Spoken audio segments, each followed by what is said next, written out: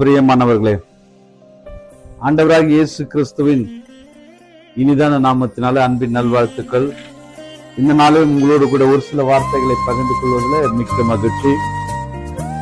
இயேசு கிறிஸ்துடைய உபதேசங்களை குறித்து நாம் பார்க்கிறோம்.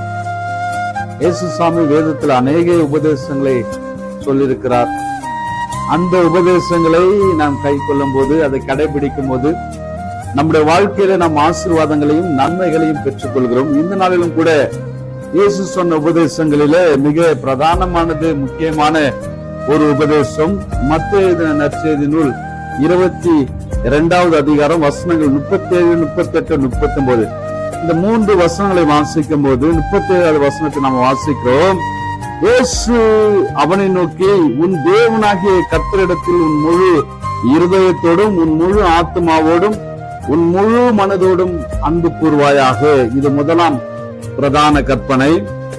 39வது வசனம் இதற்கு ஒப்பாயிருக்கிற 2ஆம் கற்பனை என்னவென்றால், உன்னிடத்தில் நீ அன்பு கூறுவது போல பிறனிடத்திலும் அன்பு கூறுவாயாக என்பது. அல்லேலூயா.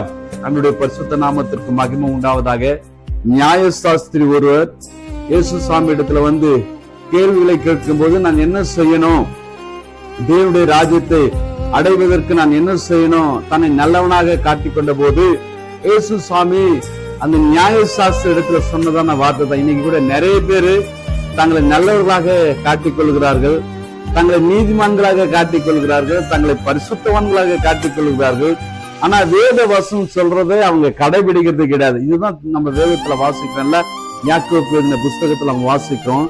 திருவசனத்தை கேட்கிறவர்களாக மாத்திரமல்ல, அதன்படி செய்கிறவர்களாக என்ன பண்ணுங்க இருங்கள்.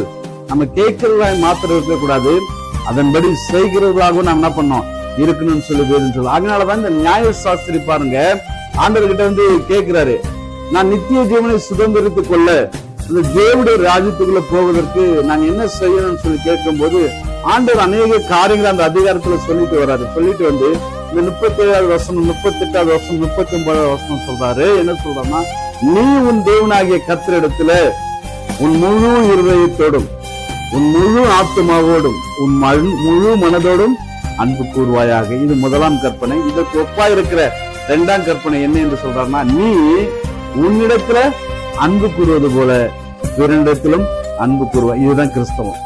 இதுதாங்க கிறிஸ்தவம். இதுதான் கிறிஸ்தவம். நீங்க நிறைய கிறிஸ்தவம் சொல்றாங்க, என்னென்னவோ சொல்றாங்க, எவ்வளவு சொல்றாங்க, நிறைய உபதேசம் சொல்றாங்க, இப்படி இருங்க, அப்படி இருங்க, அதை பண்ணுங்க, இதை பண்ணுங்க, இதை செய்யுங்க, அதை செய்யுங்க, அப்படி சொல்லிட்டு தான் இருக்காங்க. ஆனா இயேசு பாருங்க, ஒரே வார்த்தையில முடிச்சிட்டாரு. என்ன, நீ உன்கிட்ட அன்பா இருக்குது போல மத்தவங்கிட்ட அன்பா இருக்கு. உனக்கு ஒண்ணுனா எவ்வளவு நீ பிரயாசப்படுற, உனக்கு ஒண்ணுனா எவ்வளவு நீ முயற்சிகள் எடுக்கிற, உன்னை குறித்து நீ எவ்வளவு அக்கறை எடுக்கிற, அதே மாதிரி மத்தவங்க இடத்தில் அந்த அக்கறையை காட்டு. அதுதான் ஆண்டவர் சொல்ற, நீ உன்னிடத்தில் அன்பு கூறுவது போல, உன்னை நேசிப்பது போல.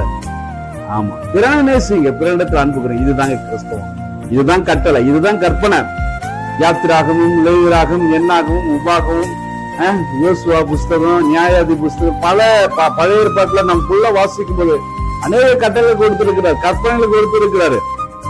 ஏன் மோசே 40 நாள் கொண்டு போய் மலையில கொண்டு போய் கட்டளைகள் 40 நாள் எழுதினாரு, அவ்வளவு கட்டளை கொடுத்தாரு. ஆனா புதிய ஏற்பாட்டுல பாருங்க, ஒரு சில வார்த்தைகள் அது முழுதையும் அடையிட்ட. என்ன சொல்றாங்க, ஒண்ணும் இல்லப்பா, நீ உன்கிட்ட அன்பு கூறுவது போல பிறனிடத்துல அன்பு கூறு. தேவனாகிய கர்த்தரிடத்துல ஃபர்ஸ்ட் நீ அன்பு கூறு, அவரை நேசி, அவரிடத்தில் அன்பு செலுத்து. உன்னை படைத்தவர் அவர், உன்னை உருவாக்கினவர் அவர், உன்னை சிருஷ்டித்தவர் அவர். அவரிடத்துல முதலாவது நீ அன்பு கூறு, தேவனிடத்தில் அன்பு கூறு, அதே போல பிறனிடத்திலும் அன்பு கூறு. இதுதாங்க கிறிஸ்தவம். கிறிஸ்தவ உபதேசம் இதுதான். அன்பு, அன்புதான். நீ தேவனிடத்தில் அன்பு கூறு, மனிதரிடத்திலும் அன்பு கூறு. அதான் அவர் சொல்றாரு, சாமி உபதேசத்தில் சொல்றாரு, கண்ட சகோதரிடத்தில் அன்பு கூறாத நீ காணாத தேவனிடத்தில் எப்படி அன்பு கூறுவ அப்படின்னு கேட்கிறார். அதனாலதான் ஆண்டவர் சொல்லி இருக்கிறாரு, சகோதரிடத்தில் அன்பு கூற, உன் சகோதரிடத்தில் அன்பு கூறு, உன் சகோதரிடத்தில் அன்பு கூறு, நண்பரிடத்தில் அன்பு கூறு, உன்னை சுற்றி இருக்கிற மக்களிடத்தில் அன்பு கூறு. நீ எப்படி அன்பு கூறாம நான் கிறிஸ்தவன் கிறிஸ்தவன் சொல்றதெல்லாம் வீண். இன்னைக்கு ஒரு தீர்மானம் எடுப்போமா? ஏசாமியோட உபதேசம் சொல்லுதுல, நீ உன்னிடத்தில் அன்பு கூறுவது போல பிறனிடத்தில் அன்பு கூறுவாயாக என்று சொல்லி இயேசு கிறிஸ்து உபதேசம் சொல்லுகிறது. அந்த உபதேசத்துக்கு நாம் கீழ்ப்படிவோம், அந்த உபதேசத்தின்படி நாம் நடப்போம். கர்த்தர் நம்முடைய வாழ்க்கையை ஆசீர்வதிப்பார். கர்த்தர் நம்மோடு கூட இருப்பார். God bless you. ஆமென்.